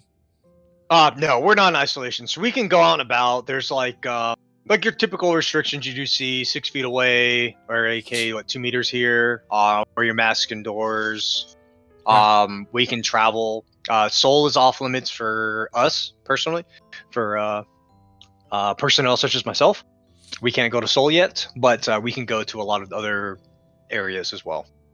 There's like a few hotspots areas that we just have to avoid. But outside of that, we can pretty much do everything. Bars are off limits. I'm not much of a clubber anyway, so like I'm cool with it. But yeah, no, we're still able to do some stuff. I'm just being a potato this weekend because I've been like doing crap for the past like 3 weeks. So I am taking the break. Now, how's Hey Hey? Hey Hey goes to her new forever home today. She's actually being Oh. adopted. Yep. So she's going to a lovely couple today. So she'll be with them. So she's Now- just hanging out in the bed right now, just staring at me. Because you've had Hey Hey since you arrived in Korea, right? Pretty much, yeah. I fostered her from the get-go. Had her when she was horribly terrified of everything. She was like shivering and shaking in the crate when I first got her, and Yeah. now she knows how to play fetch and everything. So she's honestly like a really good dog. Good for you. Good for you. Yeah, so she's going to a new home, and then I'll foster again in the future, but I'm going to take a mini break over the summer because I'm anticipating that travel is going to be opening up at some point. And so once that opens up, then I'll do some vacationing and what have you without having to worry about a doge. Yeah. No more doges to worry about. For at least for the summer, probably. Any vacation spots you want to hit up while you're down in Korea? Well, once Seoul opens up, 100% gonna spend probably like 4 weekends in a row in Seoul, to be Yeah. honest with you. Yeah. Seoul, Jeju Island, and Busan, Daegu are all several areas as well that I kind of want to take a look at. There's a bunch of good hiking spots around here too, different mountains and what have you. I won't bore you with the names, but I will be doing that at some point. I heard they're Korean names. Yes, they are Korean names, and I'm not even going to try to say them. Are you learning Korean at all? I have attempted, and I've got about 2 sayings, and that's about it. I can say hi and thank you. That's about all I got. I think the important things to learn in any language is hello, my name is, and where is the bathroom? I just do they know what bathroom means. I don't actually have to learn how to say that. I can just say bathroom, restroom, and if they look at me more, that is You squat. yeah, I just squat. But yeah, like 안녕하세요 is like hello, and then like 감사합니다 is like thank you. So like we have to learn that at least. Well, we do miss not having you on the team. Looks like both teams are ready to go. The traditional Spooky Ghost ghosts are coming out from the Spooky Ghost side. And, I wonder if it must be like a requirement to buy those emotes to be a member of the team. 100% You has don't to have be. them, yeah. I mean, if I were them and somebody didn't have any of the ghost emotes, I would kick them off the team until they got it. So first pick going over to Spooky Ghosts. This is map pick coming over from PRE. All right. Alteric Pass. God, I hate this map. It's All right, so boring. we've seen Stukov banned twice. We've seen a Lost Vikings come out. We've seen Medivh banned out. This is another good Lost Vikings map. I think Vikings gets banned. You think Vikings gets banned? Yeah, I don't think unless they know how to deal with it now, but they were having some major issues dealing with the Viking because the Vikings was eating and chunking Hanzo alive that last game. So now a secret strat coming out from Bronze 6. We really enjoy global macro on this map. So having a Brightwing bottom didn't lane, we run that before? Oh, where I was yeah. Vikings. Brightwing and Dahaka, right? And then just getting XP and the 3-man just delaying the objective. Mm-hmm. And there goes the Chromie and the Stukov. So I don't know who plays Chromie on the Phoenix Rising side. And there goes Maps the Vikings. does. There goes the Vikings. Pretty sure Maps does. Maps plays Chromie. I'm going to go ahead and guess. Yeah, I think a global gets banned out here probably. Well, they might want to. Delilah plays Brightwing, so they could put her on Brightwing. They could ban out Medivh again. A lot of choices. They can ban out the Falstad, but they opt for the Mephisto. The Boundary X Mephisto was scary, That's got to be scary enough to ban out the last 2 games. Yeah, that was that's probably a comfort pick for them too, probably, right? Like, But so again, might as well. Again, Uther is up. So we haven't seen a single Sonya. We haven't seen a single Rexar. Hogger. We haven't seen a single Hogger. And Gola said, no, I want to play May this time. Corrosive. Sorry, I'm confused. Is May like that much stronger now? I know. Well, I'm now I'm being biased, and according to the NGS bylaws, I can't be biased. But no, I don't think May is like first pick category. But Wait, have I been unbiased? you've just been toxic. No Uther Have I being picked up from Delilah. No, you're not being toxic. It's best with you. And Li Ming from Maps. Safe picks there. I Yeah. like the Uther and the Ming. I don't mind May. I'm just surprised that May is getting picked first. It also could be a comfort pick because at the end of the day, there's no point in forcing a meta hero if you're not good with them, right? Okay, Or if you're so the hero. from me as a tank, You don't have a choice. yeah. There's the best hero in Heroes of Storm is picked up There you in go. the third pick phase. But me as a tank, seeing what the blue side's picking up, I like my Varian for a lot of reasons. One, simple engage, calling targets, but also May's trait is a lot like Johanna's trait that Shattering Throw can get rid of. So I don't know if Corrosive plays Varian, but it might be a smart pick. What's gonna happen is Panda's gonna take Varian. He's gonna go Windblades. Uh-huh. He's gonna just beat up on Sonya because once Varian gets that whole like reduce healing. What about this? What about this? Screamo Varian with Shattering Throw. It could work. Yeah. It could work. I don't think it depends. It depends on what DPS Spooky Ghost goes. If they go something squishy, 100%. Okay. Mouth Band comes out. Let's see what Phoenix Rising picks up. Lucio is available. I'm sorry, Lucio's not available. My apologies.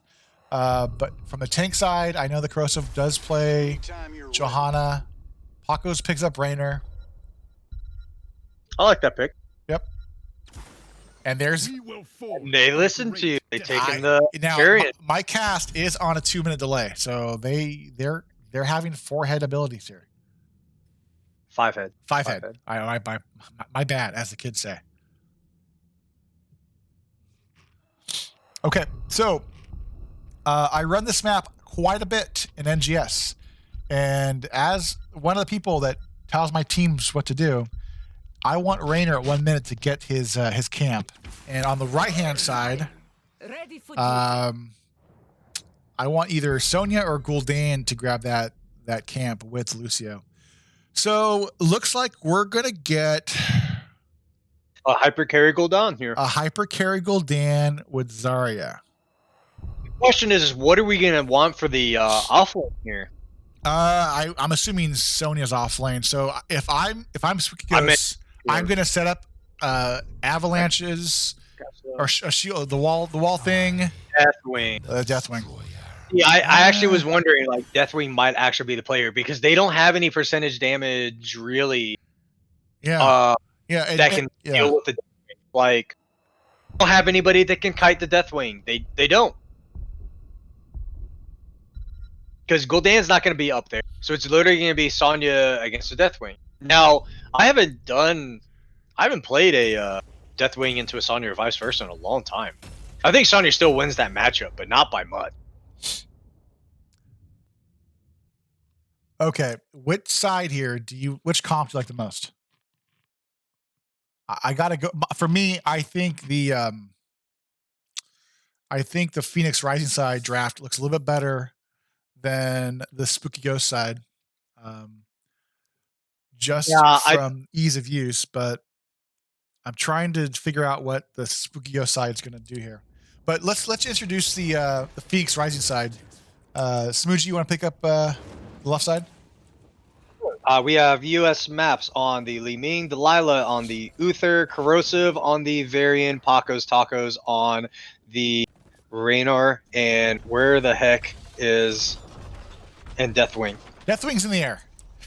Sex Panda is on Deathwing, yeah. I was like, where the hell is the Deathwing? Boundary X is on Gul'dan. We have Gola playing May. We've got Little Wolf on Lucio, Eric with a K on Sonya, and Kaleidos on Zarya. I will say this. I say I can get what PRE is trying to go for their combo. One thing I will say is whether they're going to be able to burst people down, because if you're talking about a highly sustainable comp right now in terms of damage, Spooky Ghost is going to be ridiculous. Because if they're looking for long, drawn-out team fight, like, Spooky Ghost is going to win those. I think. Now, Varian is not a real hero till 4. He's there just to like soak XP and clear some waves a little bit. So they need to play a little passive. The Sonya is getting great value top, and Corrosive is frozen, booped around a little bit, but it's gonna be able to walk away. And looks like they're gonna put Paco up against Sonya. I actually like that call. I like that call, but it's 1 minute. Knolls are up, and no one's grabbing these things. So Uther's going. Uther's going, but Raynor makes a little bit more sense.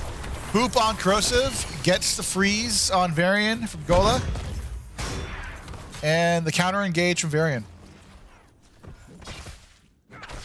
And both teams are taking their Knoll camp. Red side a little bit faster than the blue side. I guess if they did what you said and had the Raynor down there. Yeah, now, unfortunately, level 1, the Raynor went Veterans Mark versus Exterminator, so it makes sense that Raynor's top and not taking the camp. Yeah, and, you know, we're a minute into the objective, and Uther already has 16 stacks on her queue. Good. I really like the call of the Raynor up there against the Sonya, because the Sonya's really not going to be able to bully any lane. You're the Sonya rotating down, though, trying to get a little pressure in this mid wave. They know Variant's not a real tank. He'll be a tank in about there. He's a tank now. He's a tank. He grabs Colossus. You know what? He's going twin blades, guys. Oh no, he does pick up the taunt. Yeah, he grabs time. Meanwhile, Deathwing is just shoving in bot right now. Look at this lane top. Paco is just bullying Sonya, though. Sonya's already had a tap. That's why you take Raynor. Literally wins like most matchups in the off lane, like in terms of bullying people out of the lane. I mean, it's similar to you playing Gul'dan into the top lane, right? Exactly. Yeah. I just won't say certain words because yeah, you want to disengage from that. Just be a good human being. Not like it's not a scene from a movie or something. Went on the good damage coming out on the Deathwing, but he's gonna walk away and tap. We have 4 bot trying to just shove bottom lane. Objective is up. They're gonna go ahead and grab this bottom camp. Deathwing's just clearing that bottom wave like it's nothing. So you've got a huge experience advantage here building for PRE right now. Well, that's right now it's macro because the red side missed a wave mid, and I believe they were able to catch all top, but they missed mid wave. Got slam build for the Sonya, so that's going to be a pretty decent amount of damage later on. Yeah, come level 16, if he goes Wrath, it's going to be front to back because the red side, the Spooky Ghost side, is pretty beefy. So with Wrath, slam build, percent damage, it's going to be pretty nasty. I'm waiting for this variant just to lock down on somebody once someone steps up. Yeah. Lucio kind of stepping up, but they have 7s. They can. Maps is capping. Nope, Maps is not capping. Good damage on Lucio. It just blows him up. That's the combo you want right there. Yep. That's a great. Call targets, and just blow him up.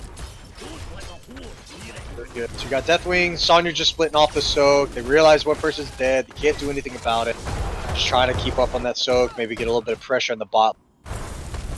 I think you're going to see Sonya stay in the bot lane too instead of dealing with this Raynor. Yeah. But the way things are going, they'll just rotate out. Looks like Spooky Ghost is just going to get in lanes, get ready for this objective push from the blue side.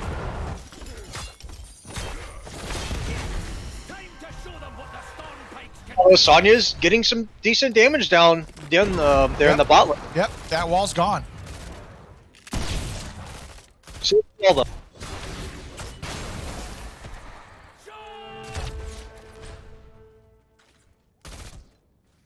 Not too bad of a experience disadvantage here right now.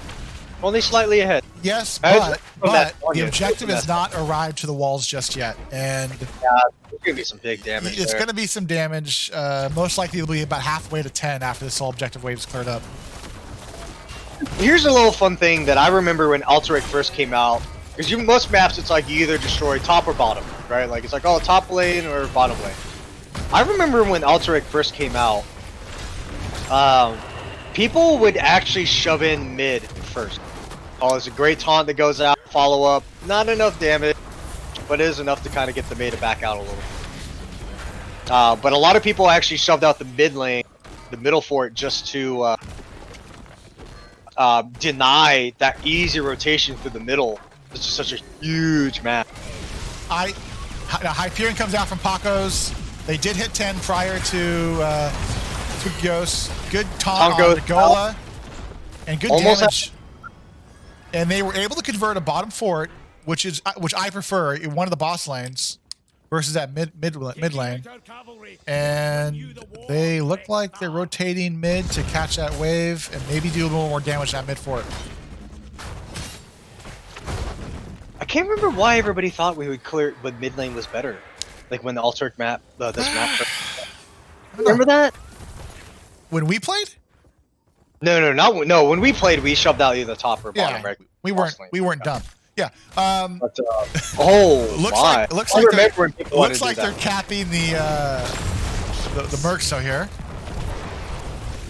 Pretty standard. It was just does the Merc camps, clears mid, posture to make sure nobody gets a boss. And do you know why they were able to get this bottom lane here, Smoochie? I think it's just overall better macro coming out from PRE. They're getting these Merc camps when they can, versus them being a little bit slower on the Spooky Ghost side. Now the ult's coming out from Spooky Ghost. We have Leap from Sonya, Fear on the Gul'dan, High Five, Lucio, Graviton, Surge, and Avalanche coming out from Mei. So looking for some cheeky avalanche plays on the Mei. Unfortunately, those avalanches will not be as impactful because those walls are already down on the red side. And good D shield comes out on the Rainer to deny that kill. There was a really good D shield on it. That was a good D shield. I thought that was a great opportunity for Spooky Ghost there. I think I would have taken that fight. It's unfortunate they couldn't get the kill, but I'm not mad at it. I like it.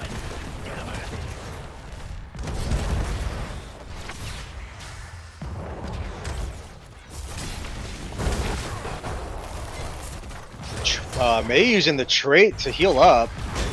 So that trait's gone. Stun and taunt on the Mei. She's low. Deathwing's coming in. Fear, but they're going in the wrong direction. That's such a panda fear. That was a tactical fear. Disengage That's her. exactly Disengage her. Oh, but taunt goes out on the Mei. Goes into the back on out. And once that 13 comes out from Corrosive, I'm suspecting he goes Shattering Throw. Again, we are on a 2-minute delay. I would hope he goes Shattering Throw. Hasn't picked just yet. So, PRE didn't get a kill at any point during that, and Sonya was just double soaking. That's a loss. 100% a loss for them right there. Because they caught up on soak. They're still a little bit behind, but they're a lot closer than they originally were. 13 Still waiting to be picked up. They must be waiting for the 2-minute delay to be off to figure out what he should pick. But all I know is we got Brave Boy going glass cannon on Li Ming right now. is there any other way to play Li Ming? Ah, yes. But I'm not mad at it. Yeah. And we do see the Shattering Throw come out of it. Coincidentally, 2 minutes after they hit 13. Looks like Eric with Sonya wants to engage here with Leap. Taunt comes out on Mei. Oh, Graviton Surge coming out from Zarya. Good damage on the Varian.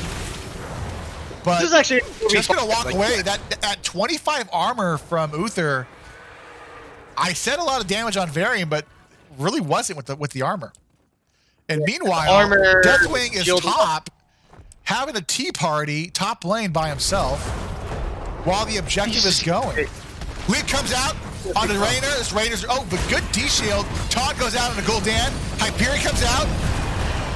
We have a dead Uther. We have a dead Sonya. Rainer's down. Gul'dan is low. Corrosive is trying to just get away, but boot back from Gola to lock down the Variant, and this looks like no, Protected wins. But it's a 2-for-1 kill advantage going over to Spooky Ghost. Objective is up, but in that time, Lewd Panda, not Sex Panda, not Twisted Sister, was able to get the top fort. pretty good. That was actually a really good fear from the Gul'dan. It was. Really denied the heals from the Uther, giving them the armor just to have the sustain during that fight. And yeah, it really turned things around for him. Just a really good fear. Objective is picked up, started by the Spooky Ghosts. Looks like PRE is going to get the Merc Wave here, pushing. They're going to get 16 before, so but look at all the ults are up for PRE except for the Avalanche. Gonna recap it. All right, and they're gonna disengage. So I'd really like to see PRE just get 16s and then re-engage. Like there's really no need. They got so much map pressure right now. Yep. It just bid for it, I suppose. But that's a really good opportunity for them to fight. Yeah, Gola's already. Look at Gola. Look at Gola. He's like, looking for that big apple. Oh, Li Ming eats it, and here's grab down surge. But D Shield keeps Li Ming in the fight. A little bit of a disconnect. Varian's often kind of lull on land right Yep. now. And we just get disengaged. Everyone's just running into the Hyperion right now. If I was to call a MVP right now, Delilah, right now is keeping, I believe, 3 members alive. May is low. Shattering Throw comes out. Wow. Live. And they live. High five. Hey, Suji, remember that song, Hey There, Delilah? Yeah. Yeah, remember that? Yes. I just said yes. Oh, I didn't hear you. My bad. Yes, I'm well over it. Yeah, those divine shields and cleanses from the Uther right now are just ridiculous. They're Uther, really good. Uther good. Got a couple preemptive ones in there. Gola's looking for a flanking. On was out. Going down the Gola. Trades down. Unstoppable though. Unstoppable. She's doesn't low. die. She's out of the fight. She's out of the fight, but That's Rainer's low. great. Graviton Surge on Delilah. And that's a dead Uther. But they get the objective. And Uther is still able to heal up the Corrosive for the time being. Deathwing's dead. Deathwing does not survive the fight. And Corrosive goes down as well. So 3-0, but objective is capped from Phoenix Rising. Yeah, they're going to get some decent value, I would think, from top and bottom. They're going to have to send somebody top and someone Somebody bottom. has to go back. Somebody One of them has to go back. Like, just send the Sonya back. Or just nobody. Or nobody. Hyperion comes out just for pure disengage. Eric is low. Oh my Eric god. is low. That or they're gonna get top and bottom wall at least. Yeah. And they're still not back. Yeah, they're gonna get some really good value out of it. That team fight was really split there for when PRE lost their 3 individuals. They had a good taunt. They almost got the Mei, but then everybody just like assumed they were dead. And then the Mei lived, and everyone's like, "Wait, what?" Now look at this here, Smoochie. They're posturing for this bottom boss. Smoochie showing mid. And I am showing mid? I'm sorry, Deathwing showing mid. Oh, and they're going to be able to get this pretty much for free. Question is, do they push with this bottom lane or do they run top? And they are running top. They get this top boss, most likely. Smoochie, though, is in the mid lane, going to breathe on this fort. Didn't know I'm playing in this game. My bad. Lewd Panda is breathing on the fort. And this is going to be a double boss cap. Because So I'd really like for them to see the push in that top lane with this boss right Yeah, now. Try to get yeah. some value out of it. Yeah.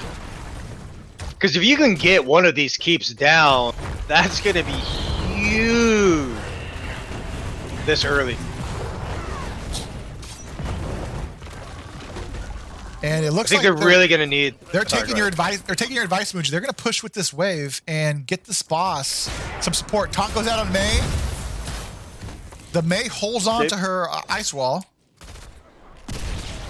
Good Q from Raynor just to disengage. And good orb from 4v5 Max. right now. It's 4v5 right But now. I believe Deathwing can't fly. But whether they're going to or not, Look it's at an entirely Gola. different story. Yep.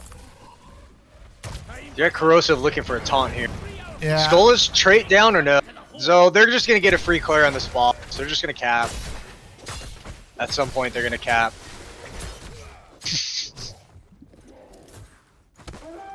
Mid fort still stand.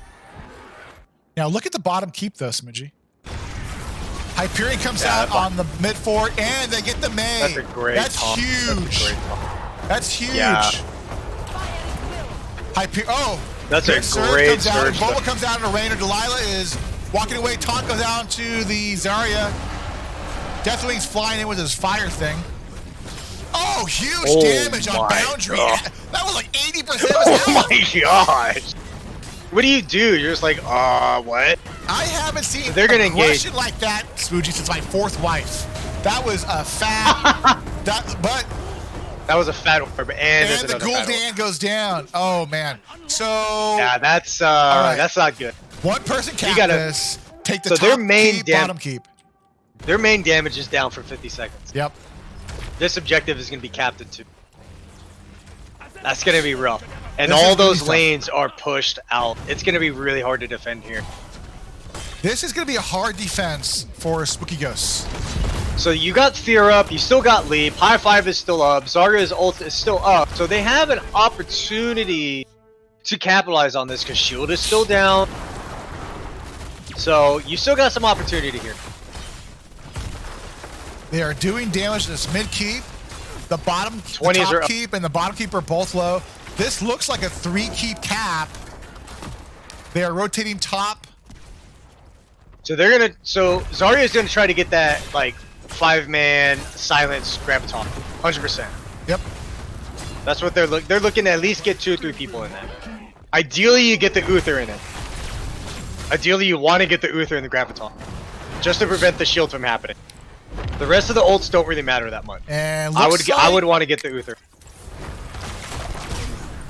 And looks like Red's trying to get a fight here. Fear goes out onto Fear goes out. Zarya. Leap Doesn't goes hit him. out. Hits nobody. And actually trapped Lucio in there. Couldn't high five for it. Yep. Paco's Tacos Tacos low. is trying to 1v1 there though. D-shield goes out Shield onto goes out. Uther. Oh, double D-shield. Oh no, I think the stun is up. It's good slow though. Deathwing flies in. They can get the taunt This out. boss is low though, Smoogie. This boss is down to 3,800 health. Yeah. This might be a boss call. Yeah, I think at this point you do. Delilah's still hitting on the core. Nobody's hitting the boss. 3,000, 2,800. And it's There you go. GG. Impressive game coming out from Delilah. Easily the MVP of game 3. Really good cleanses, some really good shields there to save them. It's really impressed. It was really good. It's really good healing. 2-1 victory coming out for Phoenix Rising. Unfortunately, 1-2 for Spooky Ghosts. Puts them in a tough position for playoffs, I believe. But great game again. Down in kills, up in cores for Phoenix Rising Emerald. Smoogie, talk to me about these stats. See the Li Ming there. There's once again not a lot of kills in this game, not a lot of takedowns, only 5-7. But the macro play was really good by PRE. Yep. Even though it doesn't really show too much in the stats, there was just so many times where just all the waves were just pushed out, and there's really not a whole lot that Spooky Ghost could really do. But yeah, stats wise, I mean, you're looking at that healing. The thing about Uther, right? Healing's always low, but you don't really know how much damage is actually prevented, even though it says there. I feel like it never actually shows how much armor is actually provided to other individuals and how much it really helps in the long run. I don't think they've changed that stat yet, but yeah, no, those cleanses and stuff were really those were really good. Hey there, kids. Welcome, Lewd Panda, to the interview room. Congratulations tonight. Thank you, Danny. Danny, you actually messed up my name though. It's Lewd Panda 99. You get that right. Now, I apologize. Lewd Panda 99. Thank you. Congratulations on your victory tonight. 2-1. 2-1. Lots of questions about everything, but really quickly, with tonight's win, it's going to put you up to 14 points ahead of Arrogant Nephilim into the 5th seed spot, and Spooky Ghost will maintain their 8th seed. Was this your last game of the season? No, it's not. We have one more game. You have one more game. Okay. Yes. And I feel like these later games in the season is more about playoff placements than anything else. But let's talk about the draft and the bands, because we kept seeing the Stukov band come out. Obviously, there's somebody on the other team that plays a strong Stukov.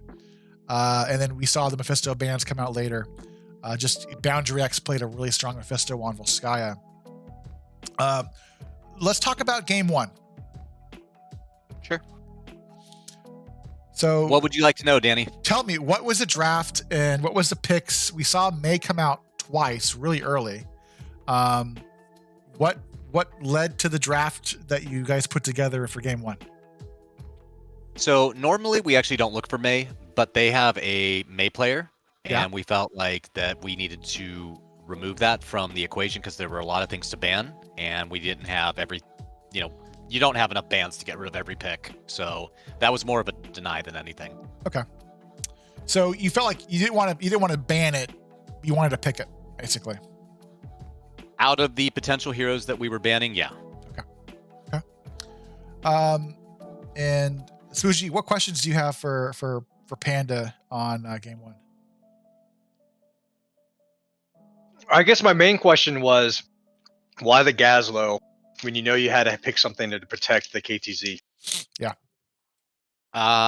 Because I believe Gazlo, as far as most of the bruisers, can protect pretty well. Highly disruptive to other teams getting in there, getting stuff out of their face. So, and I mean, because I know you hate Gazlo too. So I love Gazlo. I mean, you literally defended bottom keep by yourself against 5 people. Mhm. It was the funniest thing ever. Yeah, But- I was worried a little bit because it looked like you were throwing in game one. You had a clear advantage, and then all of a sudden we have a 4-man kill coming over from Spooky Ghost to like make the whole entire game shift on its head. And then poor Gazlo behind the wall getting 3 stuns for every one bomb that he's putting out. Definitely good defense coming on the bottom lane from Gazlo. yeah, I mean, I guess in the end it didn't really matter, right? Though we still lost. So Going to game two, obviously we go to Cursed Hollow, and it's a lot different than game one. What happened in the comms and the draft to make it a little bit better for you guys for game two? as Smoogie probably pointed out during the cast, I am the world's worst Vikes player. But we felt like it was a deny pick again. We felt like they were loading up for that. Yeah. So we just decided to take it away from them. I believe Smoogie said that you were a S tier Vikings player. Yeah, there's no chance he said that. I, He probably did a little self promotion and went into the, well, if I was Vikes, I would do this. Actually, he did do that like a number of times, so you are Yeah. correct, sir. That I guy- will say that I barely ever see you play Vikings. So when you picked it, I'm like, maybe you've been super secretly been playing it a little bit. No. But I think overall, like, I mean, at the end of the day, you won, right? So it doesn't really matter what I say. But I think it was fine. I think it was a good pick. I mean, if it's a denial pick, that's fine. I mean, I always love Vikings. I think Vikings works on a lot of maps right now that are currently in the rotation pool. So, if you guys took a denial and then you guys are comfortable with it, I mean, it worked out pretty well. So, I saw you chunking down that Hanzo in the back line as often as you could, though. That was the funny part to me. Yeah, and you 1v1 the Zeratul, so on the bottom lane. So congratulations there. Thank you. Better game 2, and take us to game 3. I got to tell you, Delilah, MVP for game 3. I believe she saved 3 or 4 people from being killed a number of times. So props to Delilah for showing her Uther skills. 1000%. Yeah. She carried that game. Koro had some really good taunts too, even dealing with the high five. Getting that May pick towards the end there was really, really big. Yep. Yeah, you guys hit your follow-ups on the taunts really, really well. Like just the taunt with the orb, and then catching the May without the trait and so forth. It was really good. And then, like they said, Delilah's the cleanses were just ridiculous. I think you saved at least like 4 or 5 deaths, easy, like 100%. Yeah, they were really, really, really good. You know, we watched every Bronze 6 game, and we learned from Danny on Varian. We've actually made some hand-drawn posters that we put up on the wall. Yeah. Why? Is that you chose Gazlo because I play Gazlo? That's why you chose Gazlo? No, I'm actually trying to show the world that Gazlo's an okay hero after you play Gazlo. Oh. Wow. Did I have a % win rate on that? What? There's an anti-BM discussion in NGS lobby, so please be careful. Well, standard conversation ever. Smoogie, I can direct you to Division B chat if you'd like to post a complaint.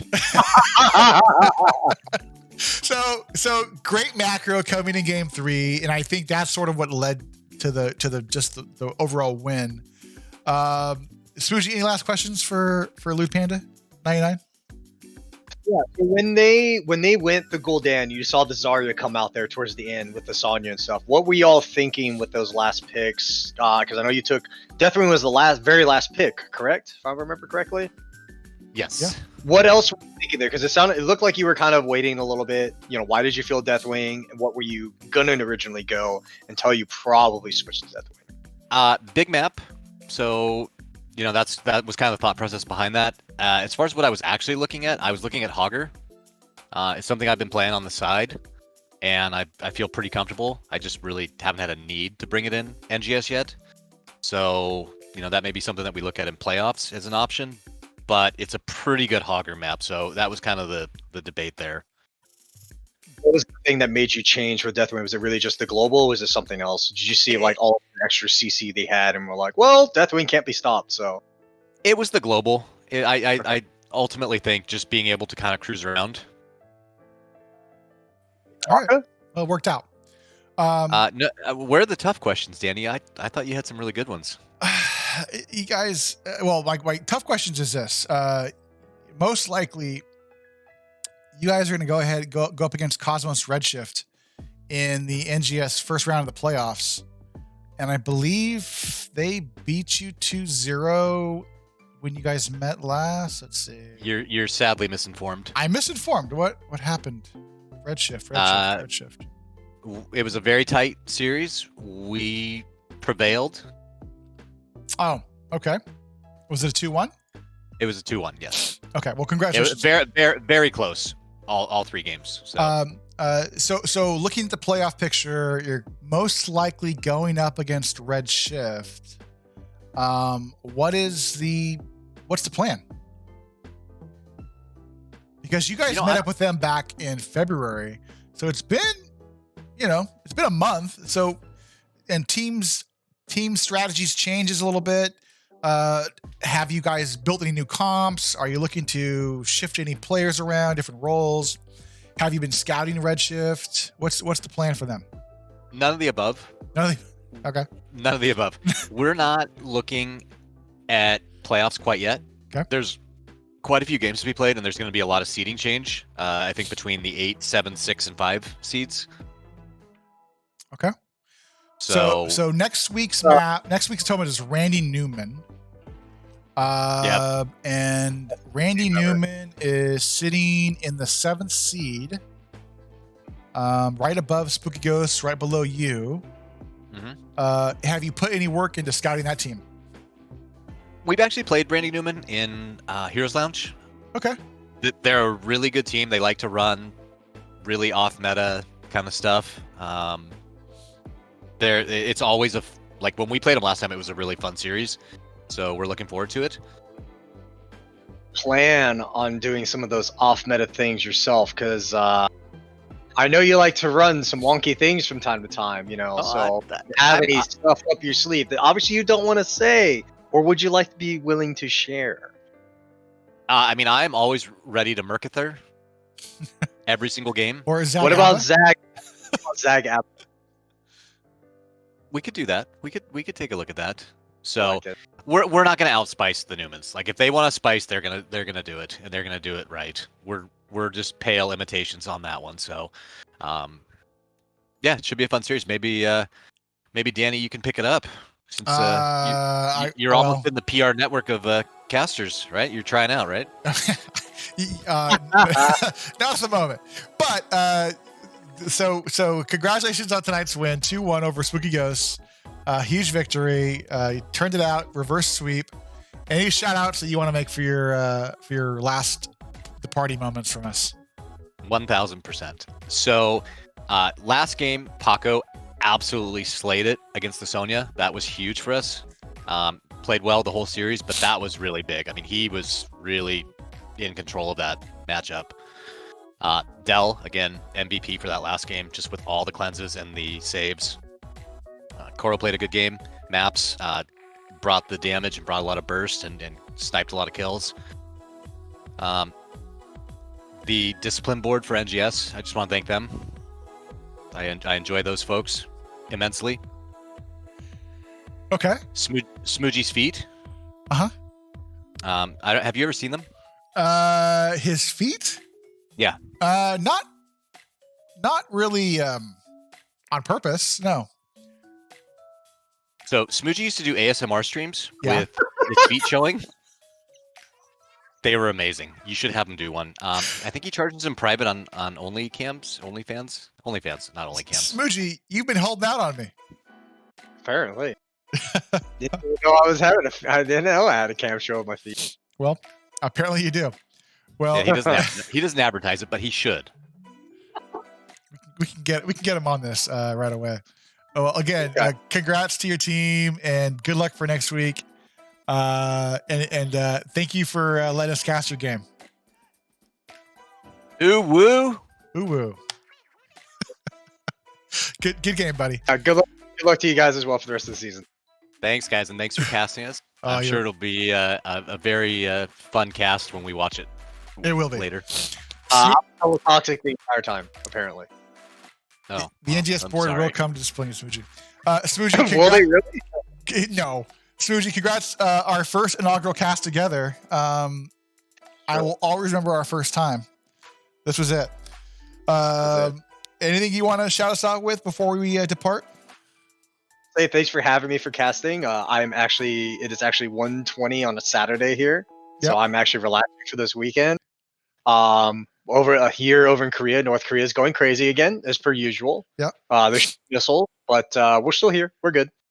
But yeah, other than that, we're doing okay, and hope everybody back in the States and everywhere else is doing good. Well, we miss you, buddy. Good luck in Korea, and please let Kim Jong-un know that we say hi. Okay, yay. Well, I'll let you know. Thanks, guys. And thanks for tuning into our cast on B West, Div B, not Argonephilim, Phoenix Rising Emerald versus Spooky Ghosts.